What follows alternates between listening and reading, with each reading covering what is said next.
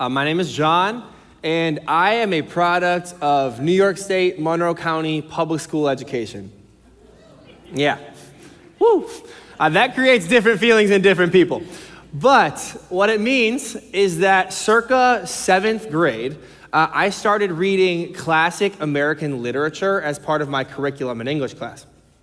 And I believe that somebody somewhere believes that the 14-year-old mind is capable of understanding the complex themes and ideas that are in these novels. I will speak for only my 14-year-old mind when I say not quite. However, this was how I found myself in 9th grade reading a book called Watership Down, or as we lovingly called it, the Bunny Book, as you can see from the cover. Really only two things that I remember from this book. First, these were not your grandma's bunnies. These are some violent, vicious, borderline cannibalistic bunnies. I really wouldn't recommend this book to anyone. The second thing, which is far more pertinent to what we are talking about today, is it's the first time that I had ever heard that in literature, when the main characters of a story cross a body of water, it represents or symbolizes a significant transition in what is happening. So the bunnies would cross, a brook or a stream, and it would be like, okay, we are transitioning from this place to this place, from this part of the story to this part of the story. That will be important for us today. So I'm catching us up in this Journey of Hope series. It follows the main characters who are Israel. It's God's people, Israel, who he loves and who he has chosen to represent him to the world. And they start out the story in slavery. So they're in Egypt and they are enslaved. They work without pay, with no days off, under the cruelty of the Egyptian ruler whose name is Pharaoh. And so that happens for 400 years, and then God raises up a deliverer whose name is Moses. And he says, Moses, I want you to take my people and lead them out of slavery and into the wilderness so that they can worship me. And so Moses goes to Pharaoh and he says, hey, I'm gonna need you to let all of these slaves go so that they can go and worship God. And Pharaoh says, of course. Nobody's paying attention yet. That's all right. Pharaoh says, heck no. I will not release all of my slaves at all, period. And so what happens is, over the course of the last couple of weeks, we've talked about the plagues, which are a series of ascending afflictions in severity that they afflict the Egyptian people and the Pharaoh, but they do not affect the Israelites at all. And so eventually, after these plagues, Pharaoh's like, all right, get your people and get up out of my land. And that's where we're picking up the story today. Pharaoh commands Moses to take all of the Israelite slaves and leave Egypt. So Moses is leading the people. Now, if you don't know much about geography, like me, let me fill you in that Egypt is surrounded by desert. And so Moses leads the people through the desert. God actually leads them with a pillar of cloud that they follow around. And God leads them to the sea. And traditionally, it's either the Red Sea or the Sea of Reeds, depending on how you interpret the text. But they camp by the sea in the desert. Simultaneously, while that is happening, Pharaoh realizes, oh my gosh, I just got rid of my entire slave force that I have had for the last 400 years. And so he's like, that's not a good thing for me. So he grabs all of his superior military, at that point it was horsemen and chariots, and he goes after the Israelites in the wilderness. And so the Israelites are camping by the sea, and then comes from the other side, the Egyptian army bearing down on them to bring them back into the slavery that they are just trying to escape from. And that's where we're picking up our story today. The Israelites look up from where they are camped by the sea and they see the Egyptians. This is what it says in Exodus chapter 14. It says, as Pharaoh approached, the Israelites looked up and there were the Egyptians marching after them. They were terrified and cried out to the Lord. This is where we're picking up Israel today. They are trying to make their way out of slavery, but the slavery itself is catching back up to them to bring them back to where they have been, and they find themselves completely helpless between a rock and a hard place. My favorite interpretation of Exodus, the reason I've been really waiting for us to get to this point, is because I think that Exodus is the journey of every person. We can all find ourselves in Israel, and here's why. Because Israel starts out enslaved, meaning there is something that they cannot emerge from, they cannot free themselves from. And then through the miraculous deliverance of God, they are freed from that thing. And actually in the weeks to come, we're gonna talk about how then Israel enters a state where they are following God, attempting to follow God, and wandering in the wilderness with a promised destination that they will one day get to. But for today, Israel is helpless, trapped between the sea and their slave drivers. And the reason that that's important to me is because everybody comes to a point in our lives where we recognize that we are helpless to change something. There's some aspect of our life that we are a slave to. We could not change it even if we tried. And sometimes this is something that's forced upon us by other people. A couple of weeks ago, we had a night where we prayed and we worshiped, and we prayed specifically for people in our world who have fled their home countries because of fear for their lives. Sometimes it is afflicted upon you and you have no choice. But I want to talk about something today even more universal than that, which is that everyone is a slave to a lie. Everyone realizes at some point they are helpless because they have believed a lie. Alcoholics Anonymous has been around for 90 years. They've been helping people out of addictions. And they have a 12-step process that people go through. And the very, very, very, very first step in their process is this. We admitted that we are powerless over alcohol and that our lives had become unmanageable. So here's what I want you to know this morning. The first step towards freedom is an admission of helplessness. And that is something that nobody ever wants to do, because if you're going to admit that you are helpless, then you feel weak and you feel vulnerable and you feel not in control. But as long as I feign control over the situation, as long as I pretend that I am in control of the situation, I will never change. And that's why for AA, they set this first step. We are powerless over this. My life is unmanageable. And so we end up as captives to these lies, and it's not necessarily for everyone an addiction to alcohol, but I actually want to spend some time looking at some of the lies that we believe this morning. This is not an exhaustive list, but I think it's important to reflect on. And sometimes when we read these things in church, you're like, yeah, that's not me. But I would say today, really reflect on, are any of these places that you have lived or places that you are living right now? On the topic of money, I am or will be secure when I have this in my bank account.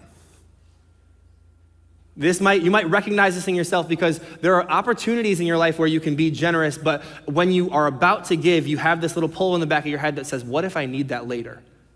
And so you don't give it.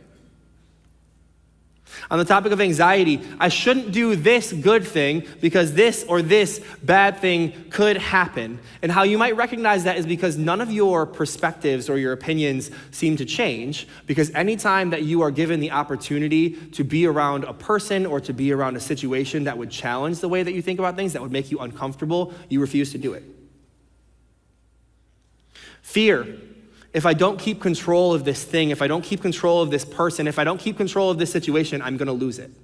I'm going to lose them. And how you might know is because eventually you lose the exact people that you worked so hard to keep a tight hold on. Loneliness. I wouldn't even know where to start looking for friends, and if I did, they wouldn't want me. And so you'll recognize this because you stay away from other people, you withdraw as much as you can to avoid their rejection, and instead you live in a world that is constantly spiraling your own thoughts. Drugs. I couldn't handle what my life would be like if I didn't numb the pain.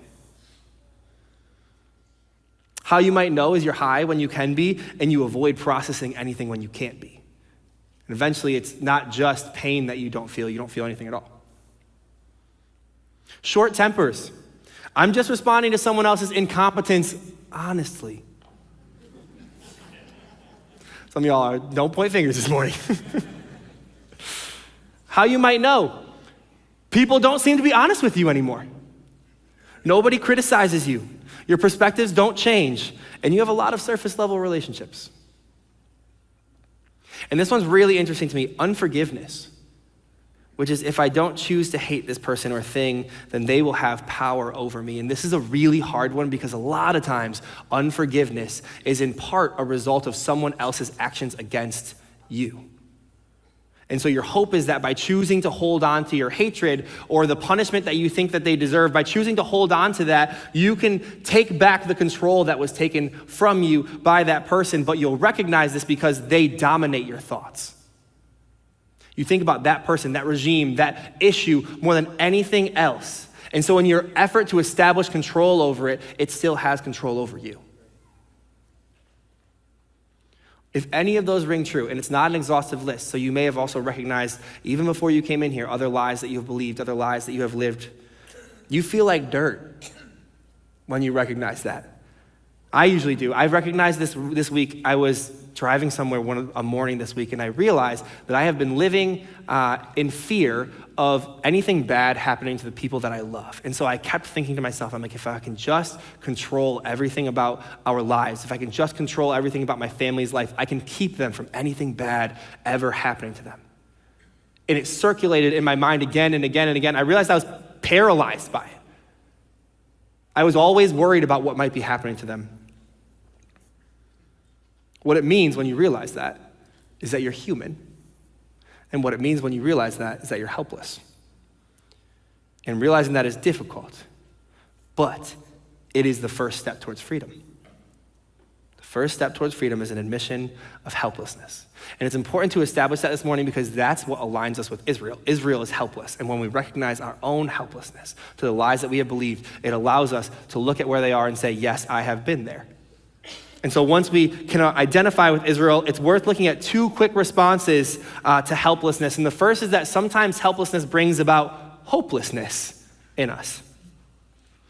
I said, this is where we're at. Israel's camped by the sea, and Egypt is bearing down on them to bring them back to slavery. And this is what they say. The Israelites, they said to Moses, was it because there were no graves in Egypt that you brought us to the desert to die? What have you done to us by bringing us out of Egypt? Didn't we say to you in Egypt, leave us alone, let us serve the Egyptians? It would have been better for us to serve the Egyptians than to die in the desert. This is pretty much where everybody starts in helplessness, or at least it's where you get to if you have tried to work your way into a free life, into a better life. It's that you get to the point where I keep trying and I keep failing, and I think maybe this is just who I am. I think maybe it's not worth fighting this thing. But there's a second response. So that first response to helplessness is hopelessness, but the second one is hope, which is what we've been talking about this whole series and how we've defined hope in this series. It's not a feeling that you have, it is a choice that you make to believe that God can still do something better. And what that means is that hope requires faith that things can change even when you feel helpless. So I said the Israelites come to Moses and they're like, why did you bring us out here to die? And that's their hopelessness. And this is Moses' response. It says, Moses answered the people, do not be afraid. Their captors are bearing down on them to bring them back into slavery. And Moses says, do not be afraid. Stand firm and you will see the deliverance the Lord will bring you today. The Egyptians you see today, you will never see again. The Lord will fight for you. You need only to be still. So Moses stands and looks at the same situation, the same oppressor bearing down on his people, and has a completely different response. And the question is how? How can he look at a helpless situation? How can he look at a situation in which they have no options seemingly available to them and still have hope in that place? And an even better question is, how do I get like that? How do I move from a place of being hopeless about my life to a place where I can hope for a better future? What is the difference between Moses and Israel, between where I am and where I would like to be in this situation? And the difference is that Moses has spoken to and heard from God. And there's a distinction I want to draw here. Israel has seen the hand of God at work. They've seen the miracles of God. They watched what happened to Egypt. They saw the way that he delivered them out of that place. But that is not enough for them to hope in this situation. Moses was a failure. And in that place, he had a conversation with God that changed his life, where he was the one in that conversation who brought all of his doubts, and he brought them to God, and God met him in that place and restored his hope. And so now, while Israel, who has seen the hand of God, is hopeless, Moses, who has heard the voice of God, is hopeful. If you want to move from hopelessness to hope, learn to hear the voice of your Creator. I'm a huge proponent of, I read one Bible verse a day. You can read more than that if you want, but read one Bible verse every day and then pray about that verse and think about that verse and how it affects your life. Not just because I think it's valuable for that day, but because as you do that every day, you are learning what God's voice sounds like. They call it the renewing of your mind in the Bible, so that when the difficult times come, you already know what the voice of God sounds like. And you can choose to hope in the voice that you have heard. All right, I'm not spending too much long on that because we're here to talk about freedom, the process of freedom today. Continuing on, so I said there was that pillar of cloud that God was leading Israel through the wilderness with. Now you're going to see something interesting happen. Exodus chapter 14, picking up, it says, then the angel of God, who had been traveling in front of Israel's army, withdrew and went behind them. The pillar of cloud also moved from in front and stood behind them, coming between the armies of Egypt and Israel. Throughout the night, the cloud brought darkness to one side. So Egypt was in darkness, and light to the other side so that Israel could see. And neither went near the other all night long. One of the misconceptions to me about this story, about the liberation of the Israelites' slaves, is that people believe that it all happened in an instant, like that. That they were slaves and God parted the Red Seas and they were gone. But what have we looked at over the course of these messages? We've looked at there were the plagues that loosened the hold of Egyptian cruelty. There was the command from Pharaoh for the Israelites to leave, and they journeyed into the desert. There was the times now where Egypt comes back to try to bring Israel back into slavery, and now God places the angel of the Lord, the pillar of cloud, directly between Egypt and Israel. All of this, and they're still not fully free. And that's important because we think that when we cry out, we're going to be free right away. That things are going to be different right away. That everything's going to be complete and full and good right away. And sometimes it is, but often God brings about freedom in process and he brings about freedom in progress. If you have ever talked to anyone who has overcome an addiction, you have likely heard that while the trajectory might be positive, the path to freedom looks more like an ascending mountain range than it does a straight line. Sometimes you fail and sometimes you fall. And in those moments, the greatest temptation is to fall back into hopelessness, to say, this is who I am and who I always will be and I will never change. But a freedom journey with God is marked by these moments, like what Israel had with the plagues and with the journey into the wilderness, and now with the pillar that separates them from Egypt. These moments where you are glimpsed by something better and something more beautiful and something different than the life that you have lived before, where you think to yourself, oh my gosh, I think this is what my life could be like if I wasn't afraid. I think this is what my life could be like if I wasn't addicted, if I wasn't anxious, if I wasn't bitter. It doesn't happen all at once, and there are times that you trip up and you fall in this process, but you start to see that this new way, this way of Jesus that we talk about at church, that it makes a difference not just in the one area of your life where you perceive your own struggles, it makes a difference in every area of your life, in your relationships, in your work, in your thought patterns. And that spurs you on toward freedom. And I don't want to miss this idea of the glimpses of growth. It's why deep friendships matter so much. If anybody grew up like a household like mine, you like stood against the wall and your parents, somebody, your guardian, like put a pencil over your head and they marked off how tall you were. And if you were like me, you asked for it like every day. But you didn't realize how much you were growing when you were a kid until your great aunt came to visit you and she was like, oh my gosh, you got so big. And you were like, oh, I guess I did. But you didn't recognize it because you live in your own body. So how could you see the growth that was happening? You needed somebody else to come tell you how much you had grown, and then you could realize it. You live in your own head. You don't recognize the transformation, the renewal of your mind that God is doing by the power of his Spirit, but somebody else can look at you and say, I have seen where you were and where you are. Keep going. This is why it is so, so, so critical to have a friend who loves God and loves you and can say to you, I see what God is doing in your life. Shameless plug. If you don't have those friends, summer interest groups are going on right now. Get yourself to Fitness Friday at 6:45 on Friday morning. All right. We've built this up long enough, right? Freedom is a journey. Freedom is a process. Freedom is progress. And then there comes a moment whether it's in an instant or whether it's over the course of years, where freedom comes, where liberation arrives. This is the longest stretch of this passage that we're going to read, but it's very interesting. Exodus 14, then Moses stretched out his hand over the sea, and all that night the Lord drove back the sea with a strong east wind and turned it into dry land. The waters were divided, and the Israelites went through the sea on dry ground with a wall of water on their right and and on their left. The Egyptians pursued them, and all Pharaoh's horses and chariots and horsemen followed them into the sea, that their oppressors followed them into the water. And during the last watch of the night, the Lord looked down from the pillar of fire and cloud at the Egyptian army, and he threw it into confusion. He jammed the wheels of their chariots so that they had difficulty driving, and the Egyptians said, let's get away from the Israelites. The Lord is fighting for them against Egypt.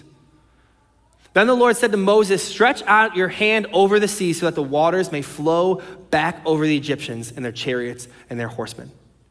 Moses stretched out his hand over the sea, and at daybreak the sea went back into its place. The Egyptians were fleeing toward it, and the Lord swept them into the sea. The water flowed back and covered the chariots and horsemen, the entire army of Pharaoh that had followed the Israelites into the sea. Not one of them survived. But the Israelites went through the sea on dry ground, with a wall of water on their right and on their left. And that day the Lord saved Israel from the hands of the Egyptians. And Israel saw the Egyptians lying dead on the shore. And when the Israelites saw the mighty hand of the Lord displayed against the Egyptians, the people feared the Lord and put their trust in him and in Moses, his servant. Remember when I talked at the beginning about Watership Down and the idea that when you see the characters, the main characters crossing a body of water, that it symbolizes something significant changing in the story. This is recorded history.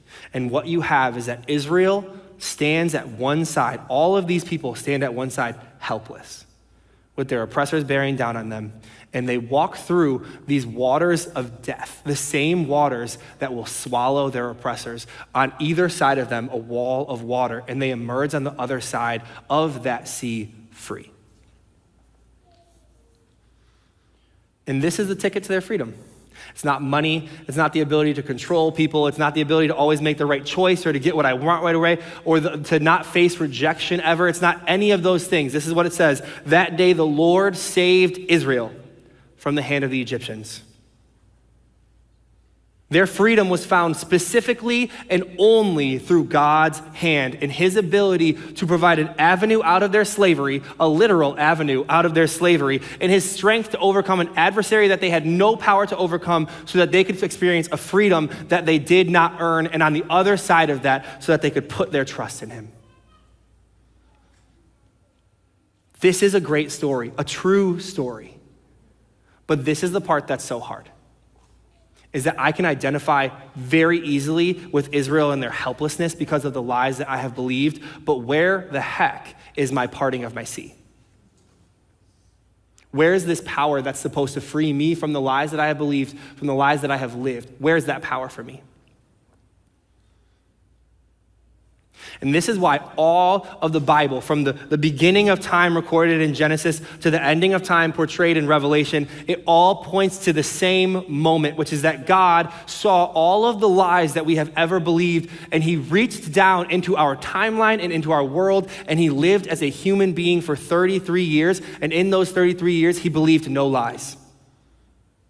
He was only life.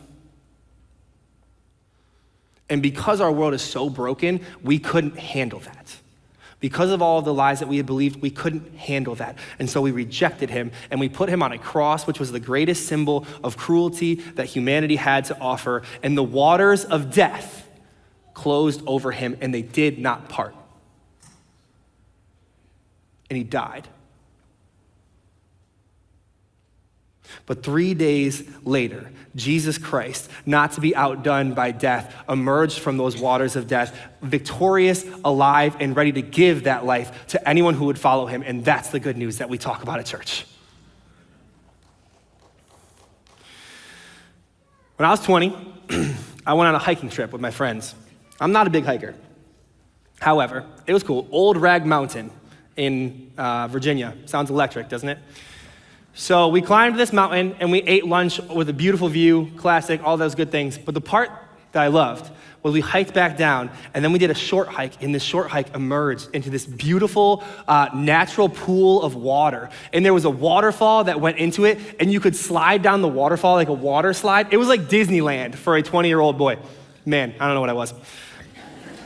So we're like jumping off these rocks into the water and sliding down the waterfall, all these things. And then there was this one rock that was way higher than all the other rocks. And I was like, as 20-year-olds do. And so I climbed through all of this vegetation, hopefully not getting any diseases. And I got up there to the top of the rock and I looked down at the water and I was like, oh my goodness, this is so much higher than it looked on the ground. And so I sat there paralyzed, helpless, because I couldn't go down the way that I had come, because again, diseases. And I couldn't go down the way that I wanted to go because I was too afraid. But I had a friend who had climbed up that same treacherous journey with me, and whether through bravery or stupidity, he was like, let's do this, and takes off from the rock. And I watched his body hit the water, and I was like, is he dead? And he pops out of the water laughing, having a grand old time. And I was like, you know what?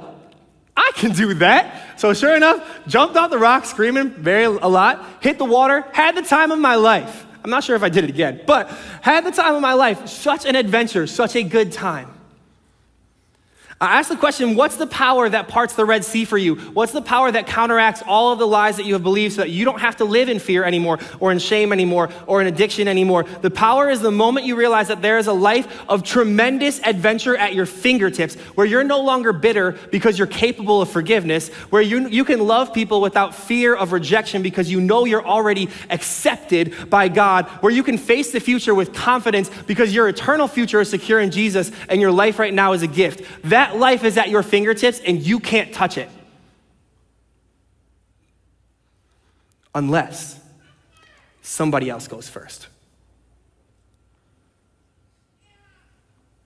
And so now, because Jesus went into the waters of death, because they closed over him, and because he defeated them, you don't have to be strong enough to defeat the lies on your own anymore.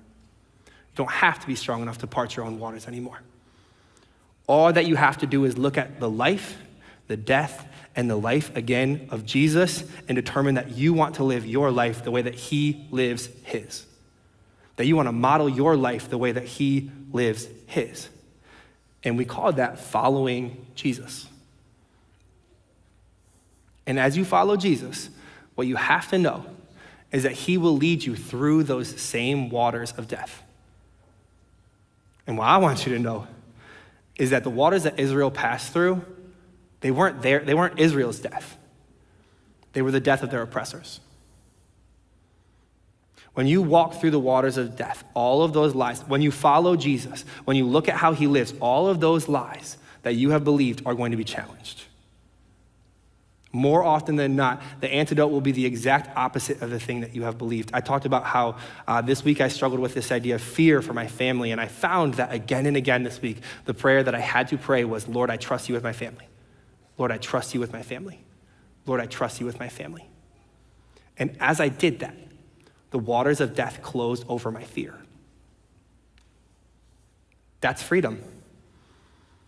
To not be a slave to fear, to not be a slave to shame, to not be a slave to anxiety or bitterness anymore.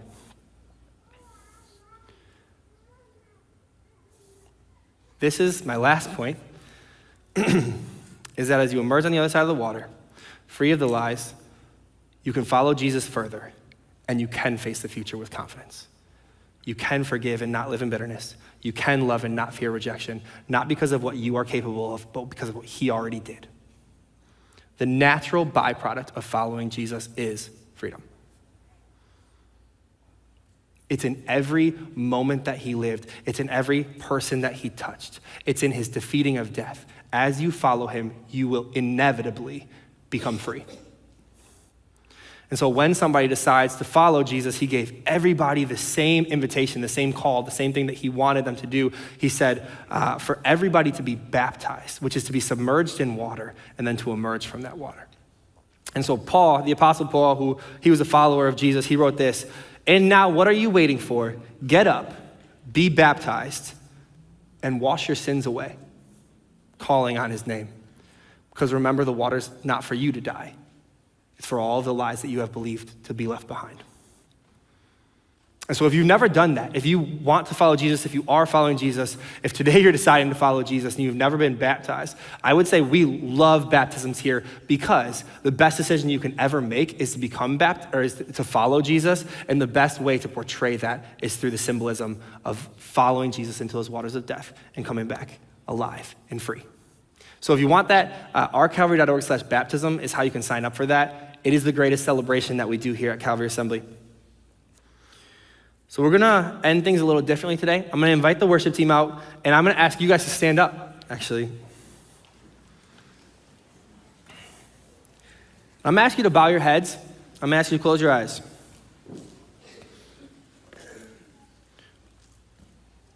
So here's the reality.